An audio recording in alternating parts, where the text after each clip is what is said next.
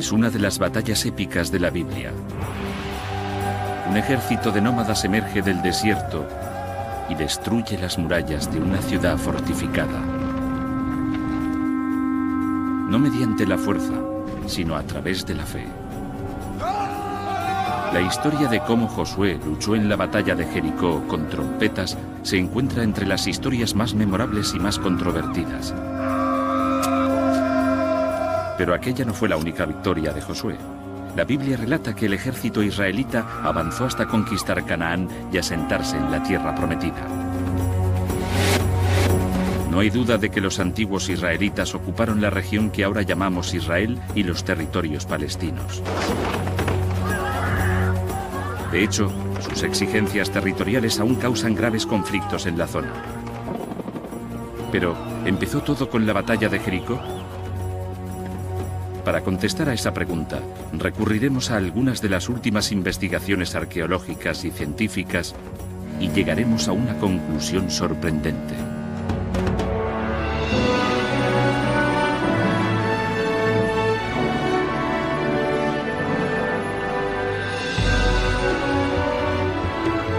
Misterios de la Biblia. Las murallas de Jericó.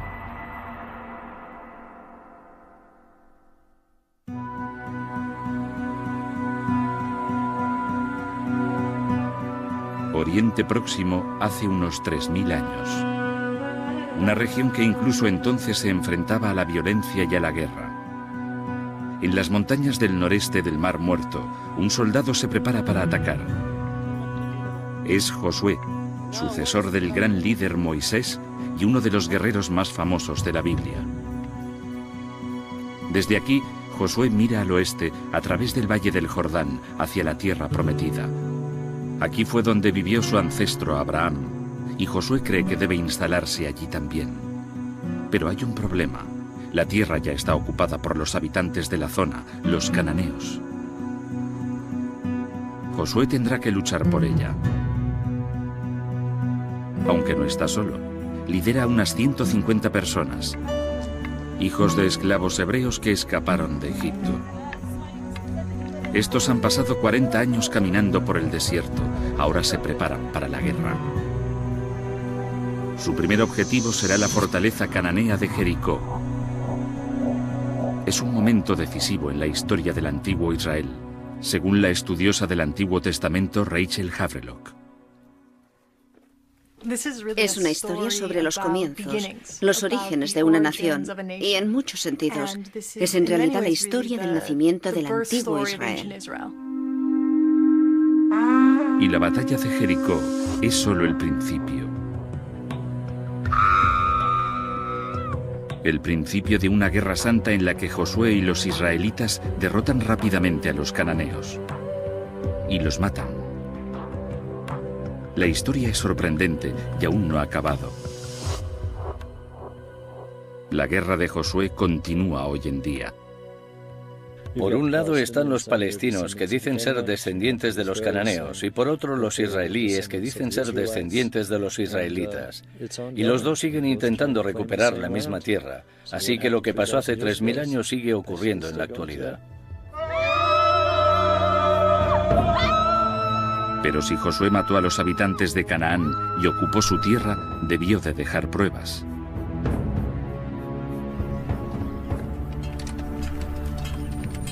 En realidad, sorprendentemente, hay pocas. No se han encontrado pruebas arqueológicas que confirmen la existencia de Josué. Solo tenemos la Biblia y el libro que lleva el nombre de Josué, pero se escribió alrededor del año 500 a.C. Más o menos 1000 años después de que Josué llevara a cabo aquella conquista. A pesar de aquello, muy pocos estudiosos afirman que la historia sea una invención. Muchos creen que podría estar basada en hechos reales. Como en la mayoría de estas historias, hay un poco de verdad en el fondo, sobre la que se construye todo lo demás.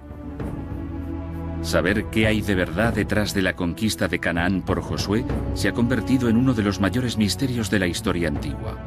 Y la búsqueda de la respuesta es una historia de detectives de proporciones épicas. Ha intrigado a los estudiosos durante décadas.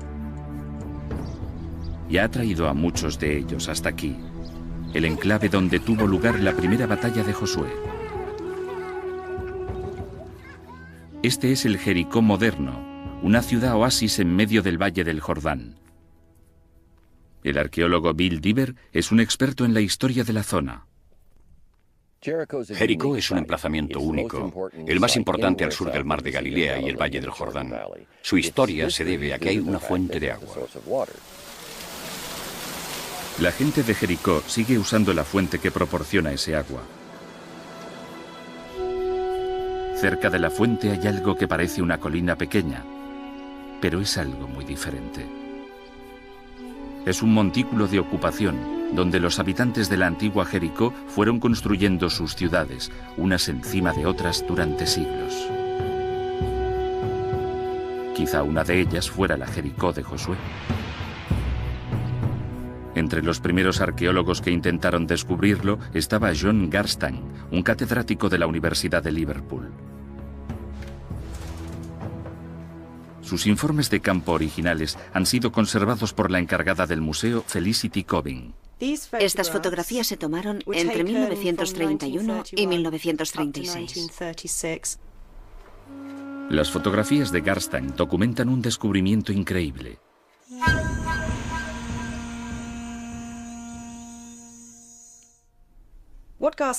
Lo que descubrió Garstang, que según él creía estaba directamente relacionado con la historia bíblica de la conquista de Jericó por Josué, fueron dos fuertes muros defensivos paralelos en la cima de la colina de Jericó.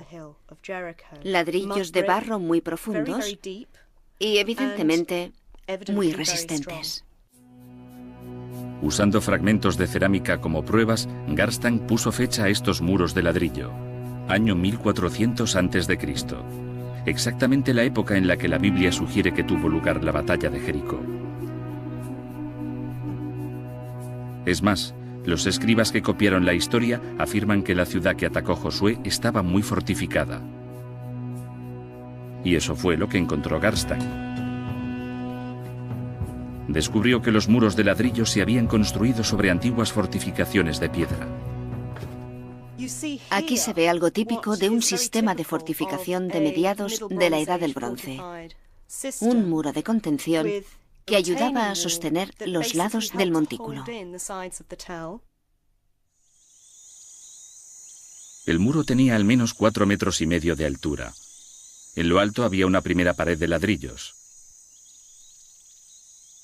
Después, una pendiente empinada cubierta con cal.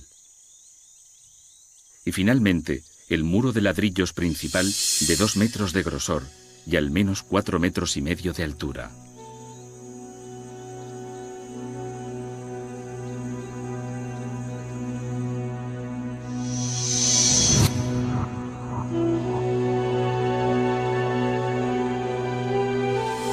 Para un ejército invasor, el antiguo Jericó debía de ser una visión desalentadora, amenazante, elevada 15 metros sobre el valle. Parece que Garstang había descubierto aquí la ciudad que se describía en la Biblia. Garstang descubrió o pensó que había descubierto las auténticas murallas que había derribado Josué, y aquello era lo que daba titulares. Las pruebas arqueológicas sugieren que la historia no es solo un mito. Pero eso no es todo. En la Biblia también hay pistas.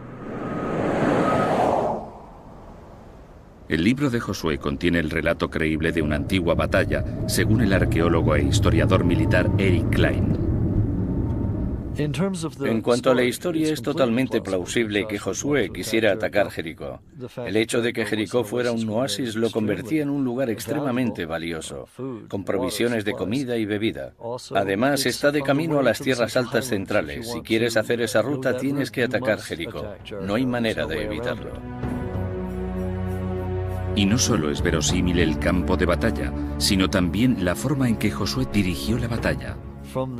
Según el texto, Josué parece ser un líder militar excelente. Es un general muy bueno, lo compararía con Patton o Montgomery. Como esos generales en la Segunda Guerra Mundial, la historia relata que Josué basó su estrategia en un punto clave, la inteligencia militar. Según la Biblia, Josué envió espías israelitas a explorar la ciudad. Sus soldados se infiltraron con éxito en Jericó, pero entonces hicieron algo inesperado. Nuestros trabajadores espías van inmediatamente a una posada que lleva a una prostituta.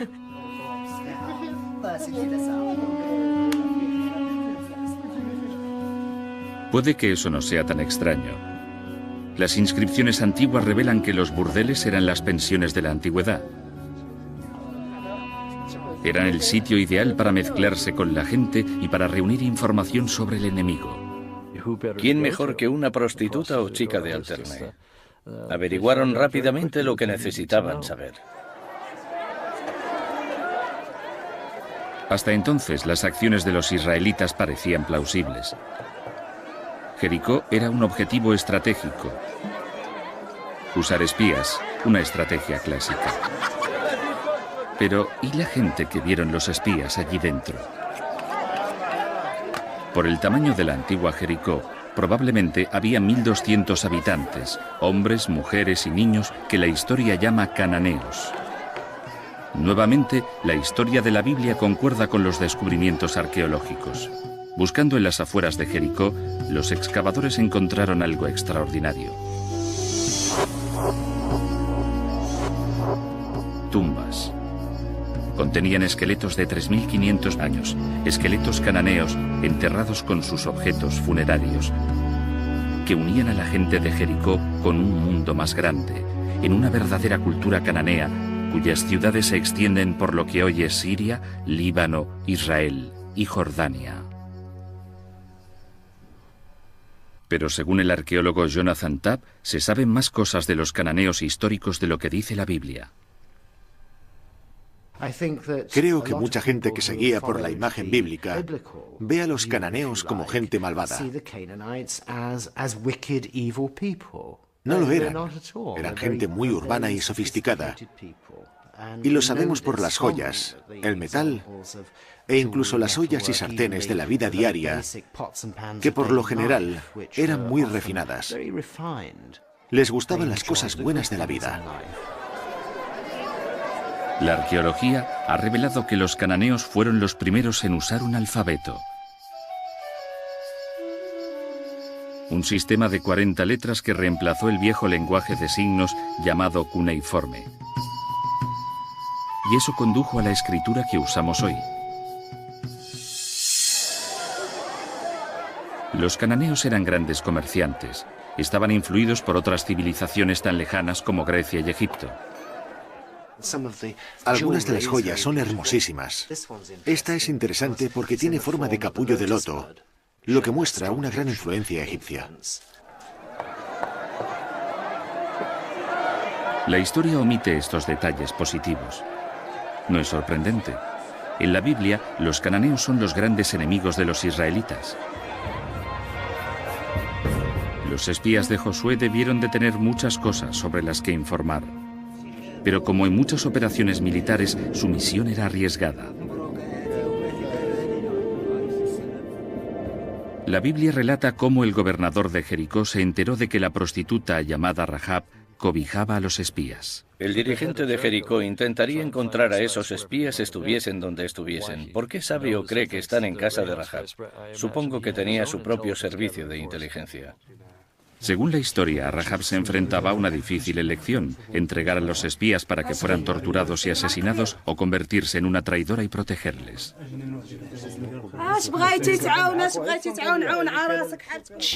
Les dijo a los espías que sabía que Israel conquistaría aquella tierra.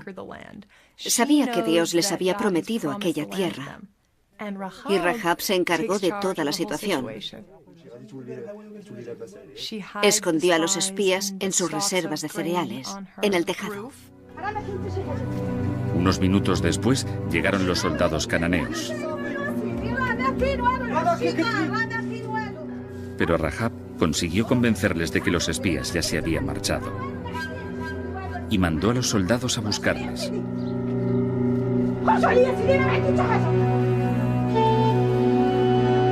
Antes de ayudarles a escapar, Rahab les hizo prometer que la protegerían a ella y a su familia durante la batalla. Los espías accedieron y volvieron al campamento israelita. Hasta ese momento, la arqueología y la estrategia militar encajan muy bien con el relato de la batalla de la Biblia.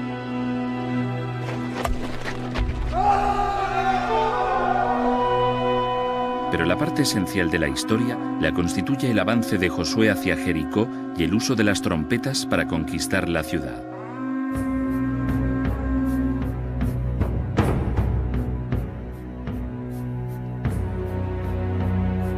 Según la Biblia, la primera táctica de Josué fue cruzar el río Jordán y establecer un puesto defensivo en Cisjordania, a menos de 2 kilómetros de su objetivo.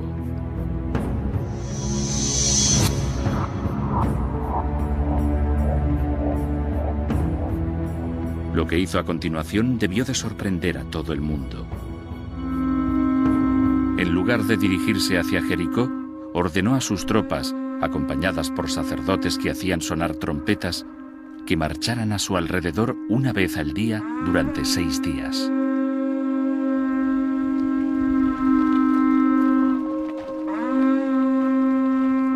Es una táctica extraña. Quizá aquí la realidad deja paso a la ficción, o quizá no. La historia narra cómo otros ejércitos usaron la misma estrategia. Sabemos que los romanos en algunas ocasiones se dirigían hacia la ciudad y después se alejaban de ella. Se acercaban y se alejaban, iban y venían para calmar a los habitantes y que tuvieran una falsa sensación de seguridad en la que no sabían qué iba a pasar. Marchar alrededor de Jericó podía tener sentido, pero el propósito de los instrumentos de acompañamiento sigue siendo un misterio. Salvo que haya una pista aquí, en esta sinagoga. La religión judía encuentra sus raíces en los primeros israelitas y las trompetas siguen figurando en sus rituales actuales. Pero no las trompetas modernas que conocemos, según el músico Alan Friedman. Este sería el tipo de trompeta que habrían usado los sacerdotes de Jericó. Es el cuerno de una cabra de montaña, también llamada carnero.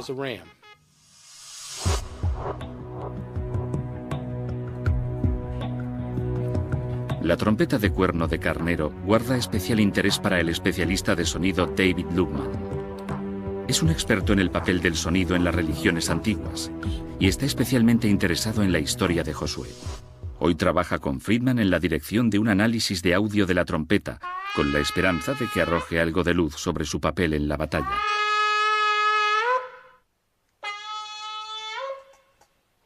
De vuelta en su laboratorio, Lubman analiza los resultados. Sabe muy bien que el sonido puede tener un uso militar. Durante la guerra de Vietnam, el ejército estadounidense reclutó a Lubman para construir una cámara de pruebas de sonido donde pudieran recrear niveles de sonido de alta intensidad. Una vez, un experimento salió mal. El cierre hermético de la cámara de pruebas falló. El sonido se escapó, con dramáticas consecuencias para uno de los técnicos del laboratorio.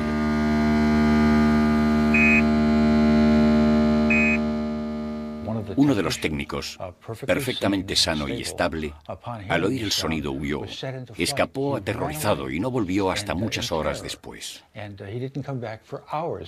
No quisimos decirle nada, pero de esa magnitud era el poder del sonido para asustar y sobrecoger a la gente.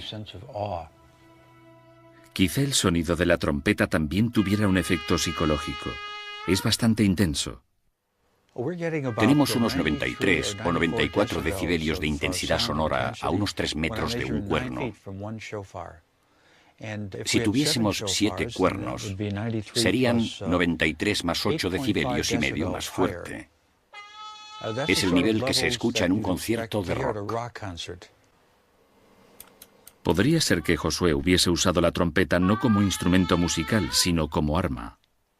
Creo que el sonido juega un papel importante en el libro de Josué para crear una sensación de sorpresa y sobrecogimiento. Pero de acuerdo con la Biblia, Josué no solo se valió de las trompetas para crear sorpresa y sobrecogimiento. Un asedio así podía continuar durante años.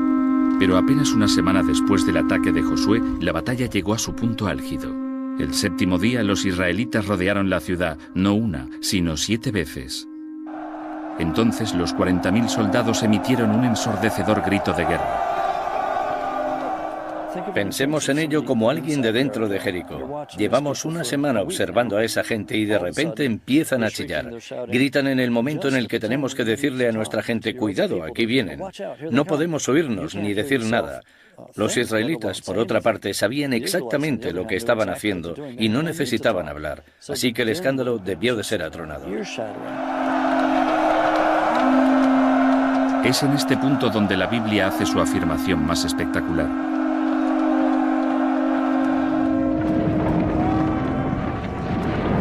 Ese escándalo, que iba en aumento, hizo que se derrumbaran los ladrillos de los muros de Jericó, lo que permitió a las tropas de Josué trepar por encima de los muros caídos para atacar a los soldados cananeos y para masacrar a todos los que había dentro.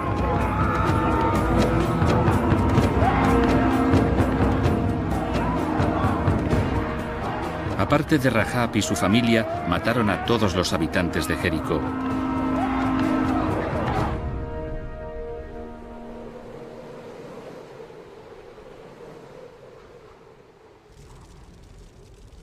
E incendiaron su poderosa ciudad.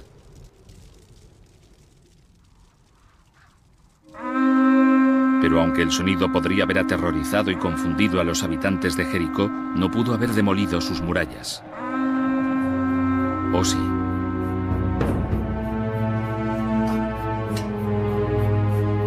La posibilidad intriga al catedrático Barry Gibb del Departamento de Investigación de Audio de la Universidad de Liverpool. Ayudado por su colega Gary Schiffer, examina el impacto físico del sonido sobre objetos sólidos.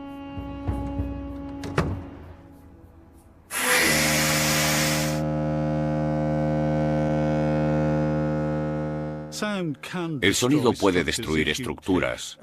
Si tomamos como premisa que el sonido es una presión es una fuerza y cualquier fuerza lo suficientemente grande mueve un cuerpo.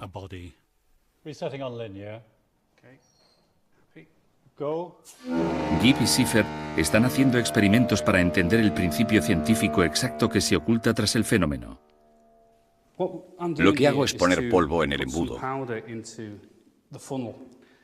La idea de este sencillo experimento es ver si la energía del sonido puede hacer por sí sola que se mueva el polvo. Para el experimento usan un polvo muy fino, yeso, porque creen que si el sonido puede mover el polvo, también puede afectar a un objeto sólido. El nivel y el tono necesarios son producidos por una trompa gigante situada en la habitación contigua. Los dos científicos están en una sala de control remoto. Empieza el experimento. ¿Lo restauro para el lineal? Sí. ¿Te gusta la toma? Sí. Vale. Cuando la trompa no suena, el polvo descansa sobre el embudo. Cuando está encendida, sucede algo increíble. El polvo circula como si fuera un fluido. Sigue siendo un misterio por qué sucede esto, pero el profesor Gibb cree que las ondas sonoras rompen los enlaces entre las partículas de polvo. El efecto es espectacular y sugiere la posibilidad de que un objeto sólido también se vea afectado. Esto es un ladrillo similar a los que debieron de usarse para construir los muros de Jericó. Ahora queremos reemplazar el polvo por el ladrillo y repetir la prueba. Se repite el experimento. Si el ladrillo se desintegra, podrá explicar lo que hizo que cayesen los muros de Jericó. Los niveles de sonido producidos en esta cámara de pruebas son mucho más altos que los de las trompetas de Josué. Si el ladrillo no responde aquí, es poco probable que hubiese sido dañado en Jericó.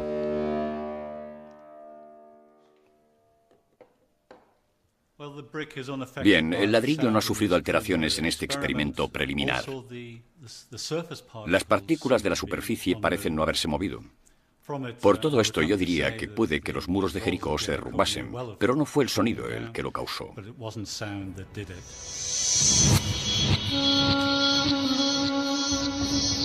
Claro que el hecho de que el ladrillo no se haya visto afectado por estas pruebas no significa que los muros de Jericó no cayeran, ni que la ciudad no se saqueara ni incendiara.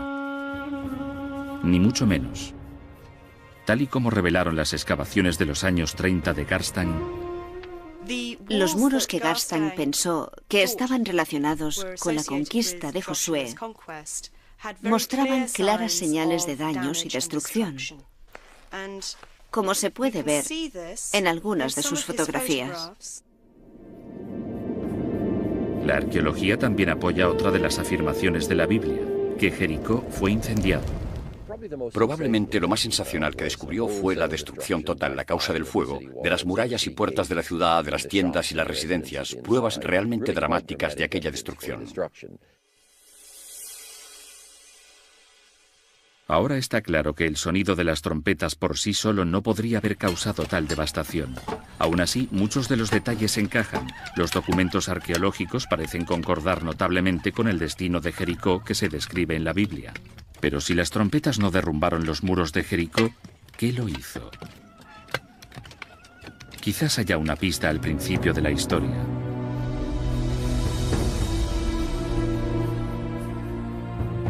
Según la Biblia, cuando los sacerdotes israelitas que dirigían el ejército de Josué llegaron al río Jordán, ocurrió algo increíble.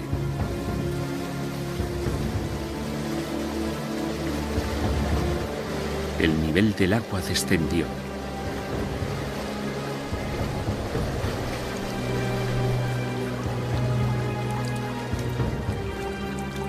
Los sacerdotes se abrieron paso a través de un camino sin agua.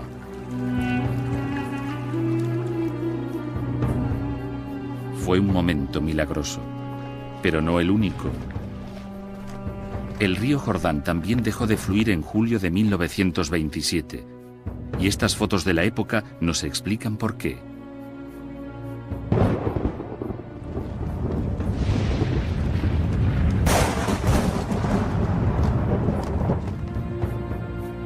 El Valle del Jordán sufrió un terremoto que causó corrimientos de tierra que formaron un dique en el río durante 2 días, al igual que sugiere la historia. Es más, los sismólogos creen que un terremoto también podría haber sido responsable de la destrucción de Jericó. La explicación exacta queda clara en el Instituto Sismológico de Israel.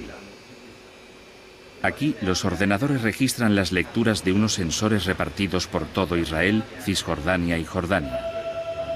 Vigilan una gran falla que corre a lo largo del Valle del Jordán, una falla que ha causado fracturas menores, una de las cuales discurre justo bajo el muro oriental del antiguo Jericó, haciéndolo especialmente vulnerable a la actividad sísmica.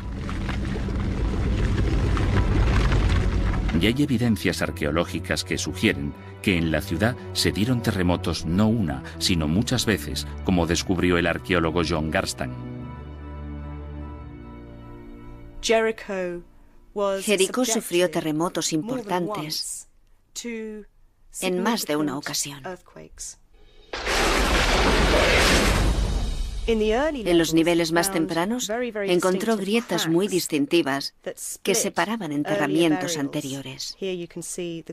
Aquí se ve que la grieta cercenó la cabeza de este sujeto. Pero si el daño de los muros de Jericó lo causó un terremoto en lugar del sonido, ¿dónde deja eso a Josué y a su ejército?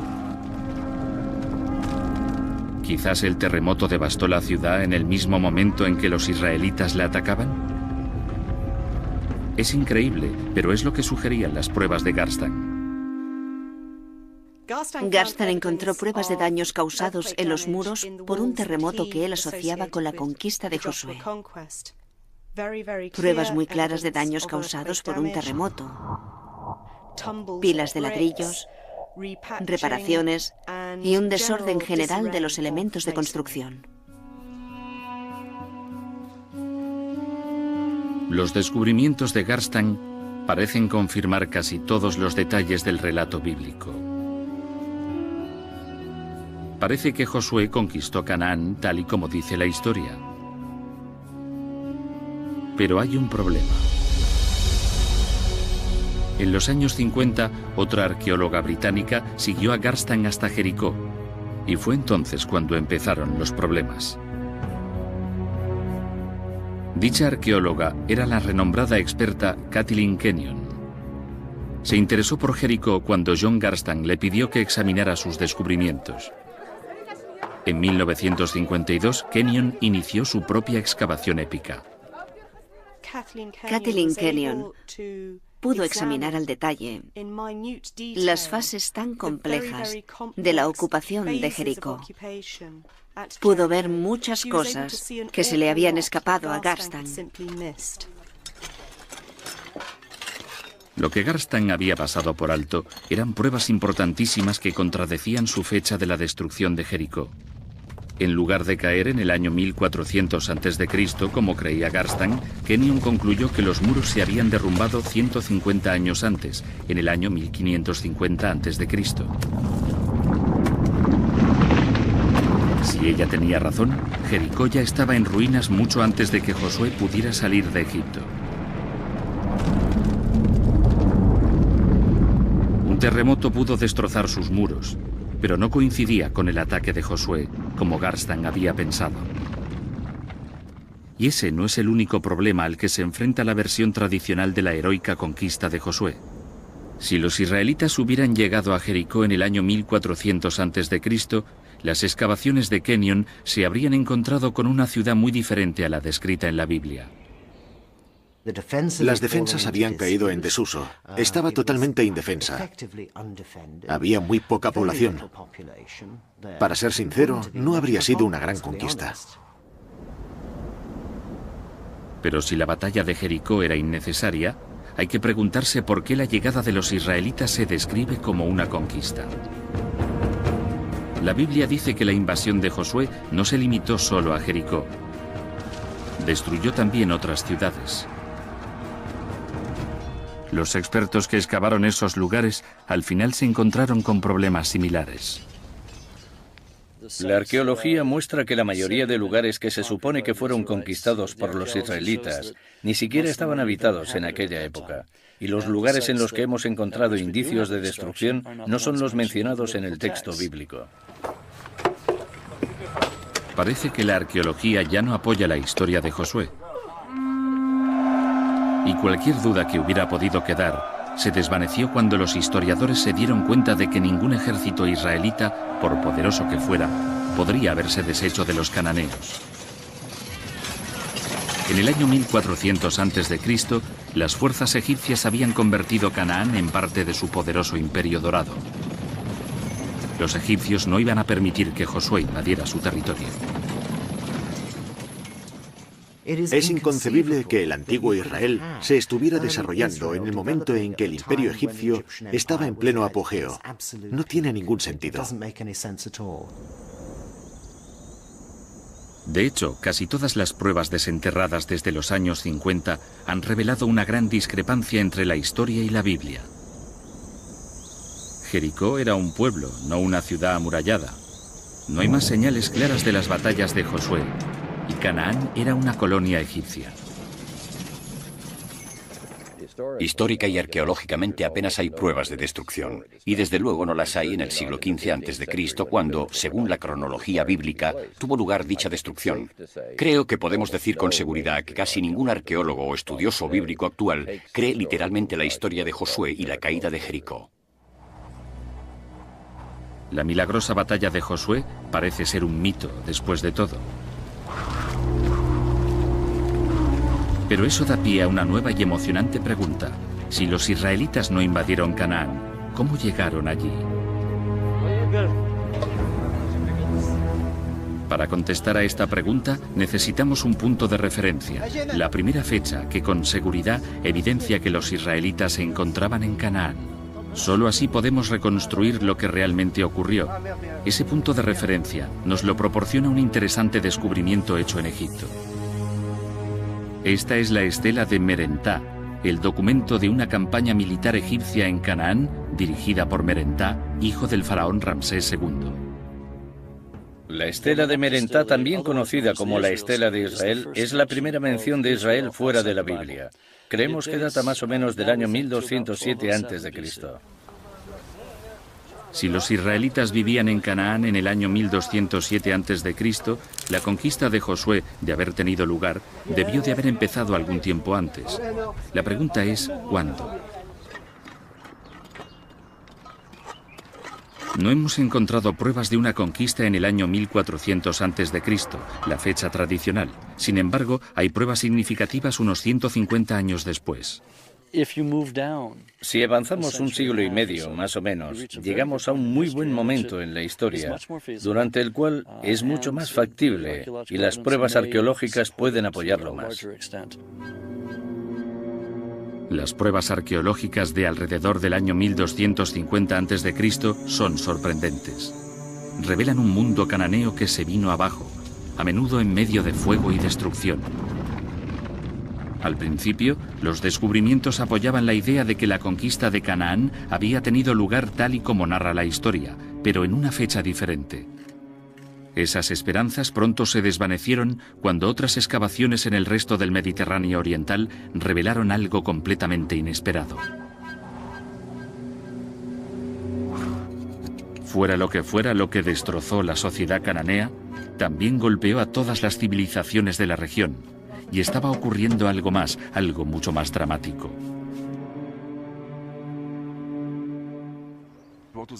Lo que sucedía en realidad era una de las mayores revoluciones en la historia del mundo.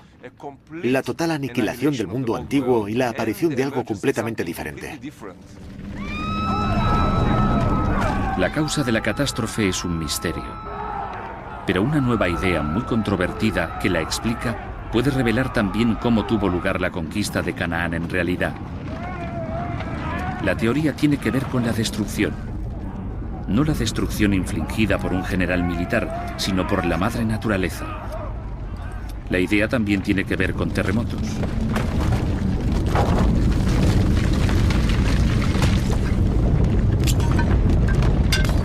Pero con una gran diferencia respecto a los temblores que habían destruido las murallas de Jericó 300 años antes. Esta actividad sísmica afectó a todo el Mediterráneo oriental. En este mapa se han señalado las ciudades destruidas entre 1225 y 1175 a.C. Algunos de los lugares son grandes. Está Micenas en Grecia, Troya, la famosa Troya de Anatolia, y más abajo tenemos un grupo de lugares en lo que hoy es Israel. Otro mapa nos muestra la actividad sísmica significativa registrada en la misma zona durante el siglo XX. Si superponemos un mapa encima de otro, surge un patrón increíble. Prácticamente hay una relación de 1 a 1. Allá donde tenemos un grupo de antiguos asentamientos destruidos, tenemos un terremoto moderno de alta intensidad en la misma región. Hasta hace poco era inconcebible que la actividad sísmica hubiera podido causar tanta destrucción en la misma zona y al mismo tiempo. Pero ahora puede explicarse a través de un fenómeno sísmico llamado tormenta de terremotos.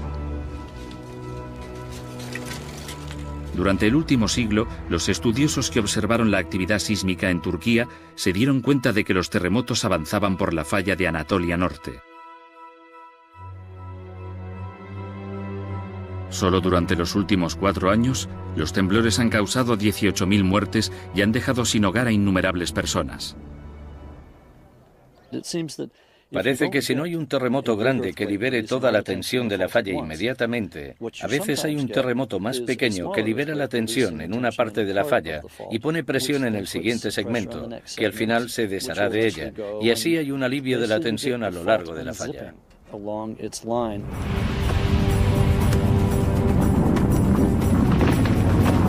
Klein sugiere que hace 3.000 años una tormenta de terremotos se desató no solo en el Valle del Jordán, sino a lo largo del Mediterráneo oriental con consecuencias catastróficas.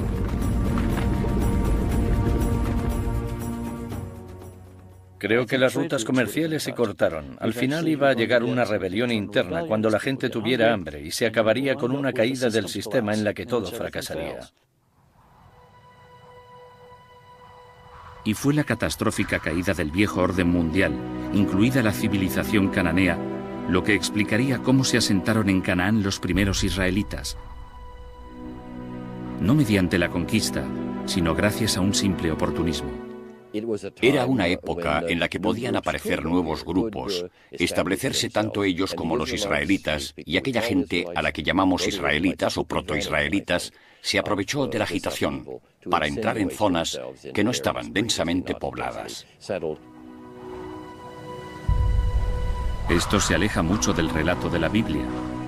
Pero si Josué y los israelitas entraron en la tierra prometida, así, por infiltración más que por conquista, en los documentos arqueológicos tendrían que aparecer señales delatoras de un nuevo pueblo. Al principio no había tales pruebas. Durante los años 80, unos arqueólogos que excavaban las tierras altas de Israel y Cisjordania empezaron a encontrar lo que buscaban. Restos de cientos de pequeñas comunidades granjeras muy distintas a los edificios cananeos conocidos.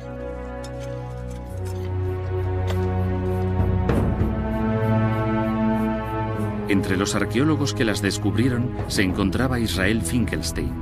Nos llevó al pueblo de Isbet Sarta, 8 kilómetros al nordeste de Tel Aviv. Un pequeño yacimiento que había excavado por primera vez hacía 25 años. El yacimiento está cubierto de vegetación, pero aún se pueden ver algunos de los edificios. En particular, la silueta de un nuevo tipo de vivienda, una granja de 4 habitaciones totalmente diferente a la arquitectura cananea. El edificio está aquí. Tiene un patio central en el medio y 2 pasillos a los lados. Estaba rodeado de silos para guardar cereales y había más edificios en las afueras. Las pruebas que sugieren la idea de que los nuevos habitantes eran israelitas y no cananeos se encuentran en su dieta. Durante el período que los arqueólogos llaman la primera edad del hierro, no había rastros de huesos de unos animales comunes en Canaán, pero prohibidos en la Torá, los cerdos. Vemos algo interesantísimo y nuevo en su comida, en sus prácticas culinarias. Esta gente de las tierras altas al principio del hierro no comía cerdo.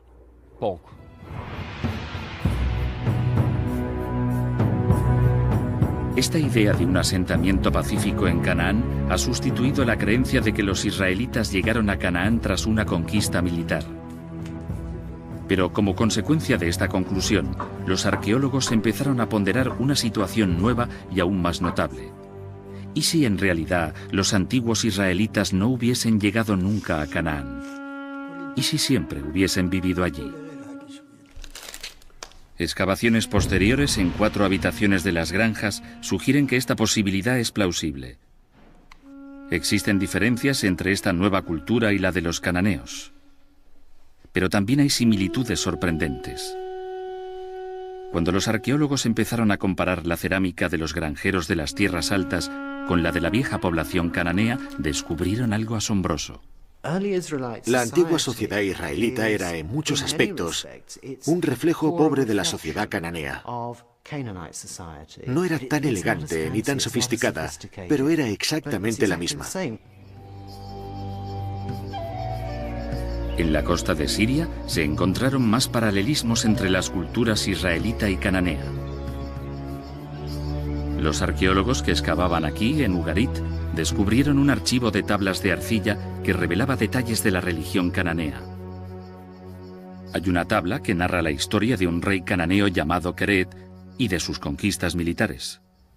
Uno de sus métodos para hacerse con una ciudad fue caminar a su alrededor y hacer sonar sus trompetas.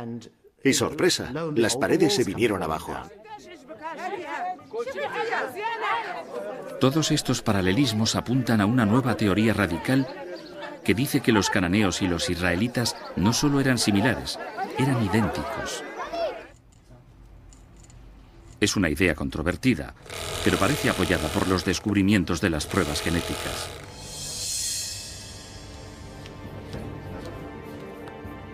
El antropólogo cultural Yossi Nagar ha estudiado antiguos esqueletos cananeos. Comparando su ADN con el ADN de la población actual de la región, ha llegado a la conclusión de que muchos de los judíos, árabes israelíes y palestinos actuales comparten una herencia racial común. Esto sugiere que sus ancestros, los israelitas y los cananeos, eran la misma gente. Los israelitas y los cananeos son lo mismo, pero están separados. Están separados por la teología, no por la biología. Son lo mismo. Si esta controvertida teoría gana aceptación, la historia que hay detrás de Josué y su conquista tendrá que revisarse completamente. Josué y su ejército israelita no llegaron a Jericó y mataron a los cananeos. Eran cananeos. No eran invasores militares, no asestaron un golpe a las grandes ciudades-estado de Canaán, ni aniquilaron a la población cananea. Me parece que la mayoría de nosotros cree que los israelitas eran cananeos, quizá granjeros y agricultores que fueron expulsados de sus tierras por sus señores cananeos. Eran gente que escapaba de las ciudades-estado cananeas que se derrumbaban, huían del servicio militar, de los impuestos, y encontraron un punto de apoyo en algún lugar de la frontera de las tierras altas escasamente ocupadas. Si esto fue lo que pasó, el origen del antiguo Israel no es lo que se describe en la Biblia. No hubo batallas milagrosas, no hubo conquistas militares, no hubo infiltración masiva. Solo un grupo de campesinos y nómadas cananeos que se asentaron en las colinas de lo que más tarde llamarían su tierra prometida.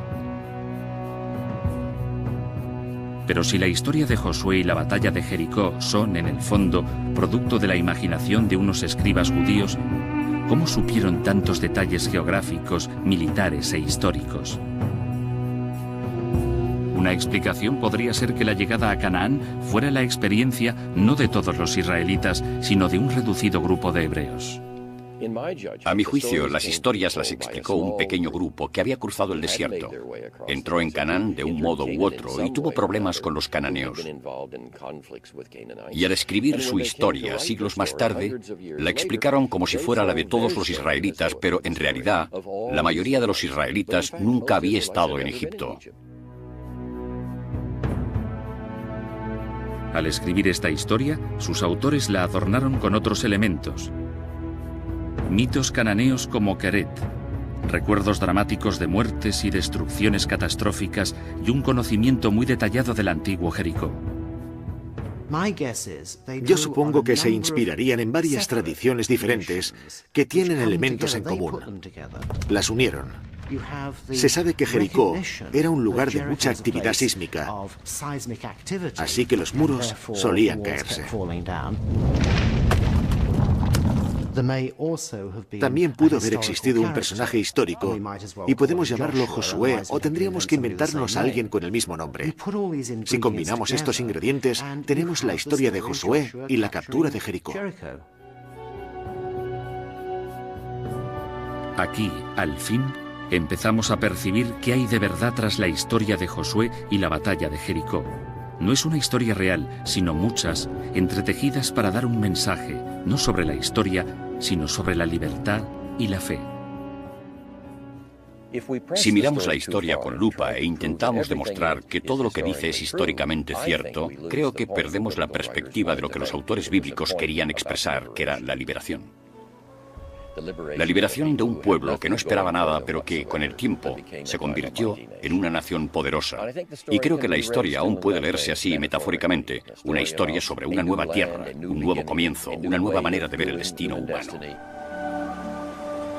Quizá este sea el legado y la tragedia de la batalla de Josué en Jericó.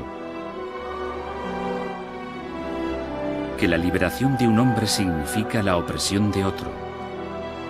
Que la batalla ficticia se ha convertido en un conflicto real y terrible. 2500 años después de que los escritores la describieran, el derramamiento de sangre aún no ha terminado.